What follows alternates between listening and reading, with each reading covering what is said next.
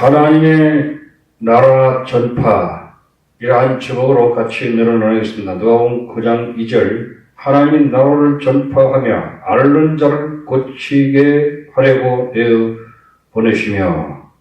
이제까지 예수님께서는 하나님 나라를 전파하시고 귀신을 쫓아내시고 병든 자를 고치시는 것을 관찰만 하였습니다. 예수님은 열심히 일하셨고 제자들은 때때로 배고팠고 졸렸고 피곤하였습니다. 이제 예수님은 12제자들을 하나님 나라를 전파하기 위하여 보내시고 계십니다. 예수님은 12제자를 하나님의 나라를 전파하며 병든 자를 고치게 하려고 내어 보내셨습니다. 이 사건을 통하여 예수님은 그분의 종들을 통하여 무엇을 원하시는지를 알 수 있습니다. 우리는 또한 어떻게 일을 할 수 있는지를 볼 수 있습니다. 예수님께서 이 공부를 통하여 하나님 나라를 전파할 수 있게 준비할 수 있도록 인도하시기를 기도합니다. 첫째, 예수님의 제자들은 예수님을 닮도록 노력해야 하는 것입니다. 누가복음 9장 1절에 예수께서 12제자를 불러 모으시되 모든 귀신을 제어하며 병을 고치는 능력과 권세를 주시고, 어느 날 예수님은 12명을 소집하였습니다. 12명은 어떤 사람들입니까? 간단하게 살펴보겠습니다. 제자들은 예수님의 발자취를 따라가도록 하기 위해서 선택한 사람들입니다. 예수님은 제자들을 사도라고 부르셨습니다. 사도란 부르심을 받은 자입니다.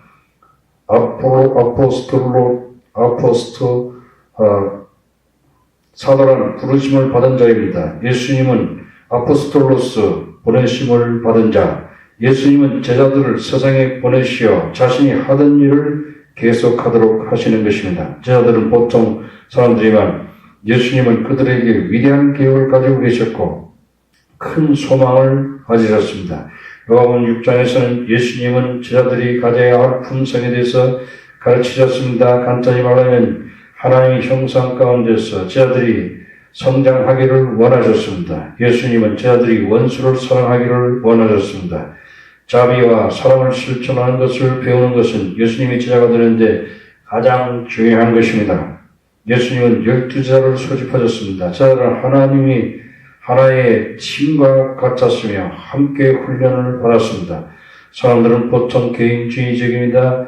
자신들이 원하는 대로 하고 싶어 합니다. 우리는 그룹보다는 개인적으로 훈련받는 것을 더 좋아합니다. 예수 안에서 성장하는 것은 공동체 가운데서 성장하는 것입니다. 우리는 다른 사람들을 구체적으로 사랑하고 섬기는 것을 배웁니다.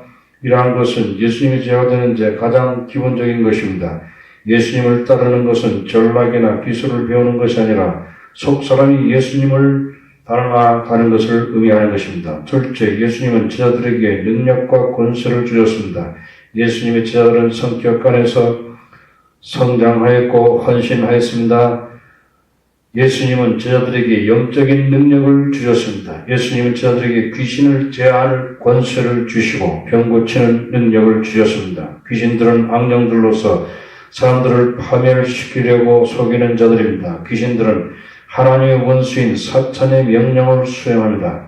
예수님께 보내심을 받았다는 것은 전능하신 하나님과 사탄 사이의 우주적인 영적 전쟁 속으로 보내심을 받았다는 것을 의미합니다. 그래서 보내심을 받은 자들은 싸울 준비를 해야 합니다. 제자들은 예수 그리스도의 군사로서의 태도를 가져야 합니다. 하나님 나라를 전파하는 것은 취미나 직업이 아닙니다. 그것은 악한 영과 대항하여 싸움을 벌이는 것입니다. 셋째, 예수님은 하나님의 나라를 전파하기 위하여 제자들을 보내셨습니다. 누가복음 9장 2절에 하나님의 나라를 전파하며 앓는 자를 고치게 하려고 내어 보내시며, 제자들을 파송하는 목적은 하나님의 나라를 전파하고 병든 자를 고치시는 것입니다. 전파하는 것은 무엇입니까? 전파하는 것은 소통하는 것입니다. 효과적인 복음 사역자는 예수님의 말씀을 힘을 다하여 전하는 자들입니다. 전파하는 것은 모인 청년들에게 복음을 제시하는 것입니다. 목표는 죄인들로 하여금 하나님 말씀으로 감동시켜서 회개시키고 예수님을 구주와 구세주로 영접하는 것입니다. 주로 영접하는 것입니다. 이렇게 하는 것 중에 하나는 일요일 예배 설교를 위해서 하는 것입니다. 디모데전서 4장 13절에 내가 이를 때까지 읽는 것과 권하는 것과 가르치는 것에 전념하라. 디모데후서 2장 15절에 내가 진리의 말씀을 옳게 분별하여 부끄러울 것이 없는 일꾼으로 인정된 자로 자신을 하나님 앞에 드리기를 힘쓰라. 우리는 항상 말씀 전하는 사람들을 위하여 기도하여야 합니다. 에베소서 6장 19절에 또 나를 위하여 구할 것은 내게 말씀을 주사 나로 입을 벌려 복음의 비밀을 담대히 알리게 하옵소서 할 것이니 이 일을 위하여 내가 쇠사슬에 매인 사신이 된 것은 나로 이 일에 당연히 할 말을 담대하게 하려 하심이니라. 우리는 다른 사람들과 성경 스토리를 나눌 수 있어야 합니다. 우리는 예수 그리스도의 은혜를 받은 것을 간증할 수 있어야 합니다. 1:1 양육을 통하여 하나님 나라를 나눌 수 있습니다. 선한 목자와 같은 삶을 통하여 하나님 나라를 나눌 수 있습니다. 예수님은 제자들을 병든 자를 위해서 보내주셨습니다. 천국은 메시지를 통해서만 전파되는 것이 아닙니다. 우리는 또한 사람들이 실제적인 문제, 건강 문제, 직장 문제, 학교 문제 등을 위해서 관심을 가져야 합니다. 우리는 실제적으로 하나님의 사랑을 경험할 수 있도록 도와줘야 하는 것입니다. 넷째, 하나님의 나라의 메시지입니다. 누가복음 9장 2절에 하나님의 나라를 전파하며 앓는 자를 고치게 하려고 내어 보내시며, 그런데 하나님의 나라는 무엇입니까? 그것은 하나님의 기름 부으신 왕이 다스리는 곳입니다. 예수님이 그 왕이십니다. 예수님이 계신 곳에 하나님의 나라가 있습니다. 누구든지 예수님을 주와 그리스도로 모셔드릴 때 하나님 나라가 그 사람의 마음에 들어오게 됩니다. 예수님은 어둠을 몰아내시고 사랑으로 통치하십니다. 그러면 우리는 어떻게 하나님의 나라를 전파할 수 있습니까?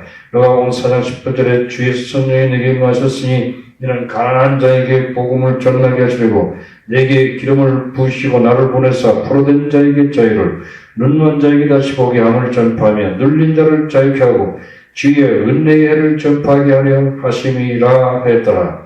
예수님은 신학적인 교리를 전파한 것이 아닙니다. 예수님은 성경을 인용해서 하나님 나라는 좋은 소식이라고 말씀하셨습니다. 예수님은 그분을 왕으로 영접한 분을 사랑하셨습니다. 그러나 사람들은 하나님 나라를 쉽게 오해하고 있습니다. 예수님께서 자유와 해방을 이야기할 때 로마의 압제에서 해방하여 다윗의 왕국 때처럼 이 땅에 지상낙원이 이루어질 줄 알았습니다. 예수님은 로마의 통치나 높은 세금 문제나 사회적으로 불평등이 진정한 인생의 문제가 아니라 바로 죄 문제가 인생의 진정한 문제라고 가르쳤습니다. 예수님은 우리의 죄와 죽음 문제를 해결하시기 위해서 이 땅에 오셨습니다. 죄와 죽음 문제를 해결하시기 위해서 예수님은 예루살렘에 가셔야만 하셨고 십자가에 죽으셔야만 했습니다. 그분의 몸은 찔리셨고 그분의 귀한 피가 흘려졌습니다. 3일 만에 하나님은 예수님을 죽은 자 가운데서 살리시고 영원한 생명의 처음 익은 열매가 되게 하셨습니다. 예수님은 우리 죄를 용서하셨고 치료하셨고 깨끗하게 하시고 하나님의 형상으로 회복시키셨습니다. 하나님 나라의 축적은 이 땅에 이루어지게 하는 것입니다. 이 땅에 있는 동안 예수 안에서 사랑과 평안을 누릴 수 있습니다. 예수님은 우리를 왕친 이들처럼 대우하시지 않았습니다.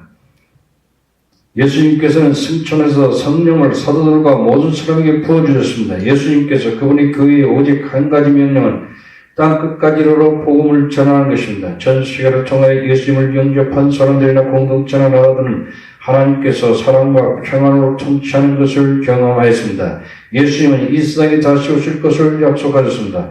예수님은 영광스러운 왕으로서 모든 피조물에 대한 심판자로 오십니다. 예수님은 불의와 악을 멸하실 것입니다. 예수님은 마귀와 그 사자들을 불과 유경으로 타는 불못에 던져올 것입니다. 죄는 완전히 뿌리 뽑히게 될 것입니다.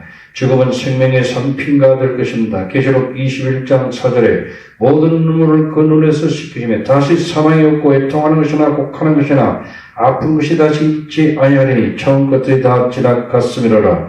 다섯째, 하나님의 나라의 전파의 원칙입니다. 누가복음 9장 3절에 이르시되 여행을 위하여 아무것도 가지지 말라. 지팡이나 주머니나 양식이나 돈이나 두벌옷을 가지지 말며 어느 집에 들어가든지 거기서 유하다가 거기서 떠나라. 누구든지 너희를 영접지 아니하거든 그 성에서 떠날 때에 너희 발에서 먼지를 털어버리라.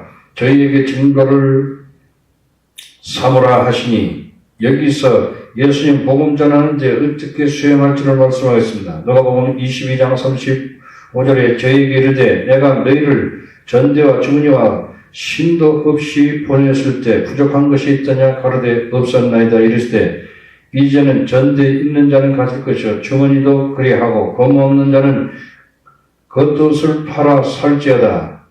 한 가지 원칙은 하나님을 전적으로 의지하는 것입니다. 누가복음 9장 3절에 이르시되 여행을 위하여 아무것도 가지지 말라. 지팡이나 주머니나 양식이나 돈이나 두 벌 옷을 가지지 말며 보통 여행을 할 때 우리는 필요한 모든 것을 준비하게 됩니다. 우리의 개인적인 안위 때문에 영적인 삶의 방향을 잃게 되는 것입니다. 모든 일에 예수님을 전적으로 의지하고 하나님만 의지하고 믿음으로 복음 전하러 가야 하는 것입니다. 두 번째 원칙은 지도를 양육하라고 예수님은 가르치고 있습니다.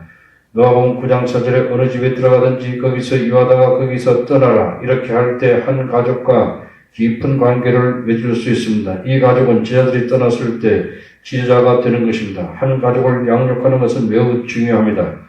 셋째 원칙은 타협하지 않는 것입니다.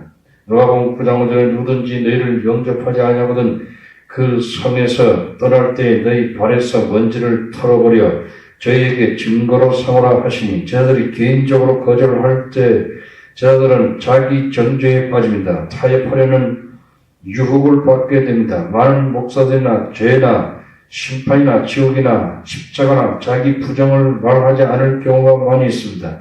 예수의 사람들은 타협하지 말아야 합니다. 마가복음 16장 16절에 믿고 세례를 받은 사람은 구원을 얻을 것이요 믿지 않는 사람은 정죄를 받으리라. 복음은 곧 영생의 문제입니다. 누가복음 9장 6절에 제자들이 나가 각 촌에 두루 행하여 처처의 복음을 전하며 병을 고치더라. 분봉왕 헤롯이 이 일을 듣고 심히 당황하여 하니 이는 요한이 죽은 자 가운데서 살아났다고도 하며 혹은 엘리야가 나타났고도 하며 혹은 옛 선지자 하나가 다시 살아났다고 함이라. 헤롯이 가로되 요한은 내가 목을 베었거늘 이제 이런 일이 들리니 이 사람이 누군고 하며 저를 보고자 하더라. 예수님의 제자들이 나가서 복음을 전하고 병든 사람들을 고쳤습니다. 제자들은 예수님의 능력으로 많은 사람들을 고치셨습니다. 예수님은 그분의 제자들이 죽어가는 세상에서 하나님의 나라를 전파하기를 원하시는 것을 알았습니다. 예수님은 세상을 사랑하시고 세상에서 하나님의 영광을 회복하기를 진실로 원하십니다. 예수님은 하나님의 나라를 세상에 전하기 위해서 우리를 보내기를 원하십니다. 우리의 힘만으로는 할 수 없습니다. 예수님만이 주실 수 있는 지혜와 능력이 필요합니다. 아멘.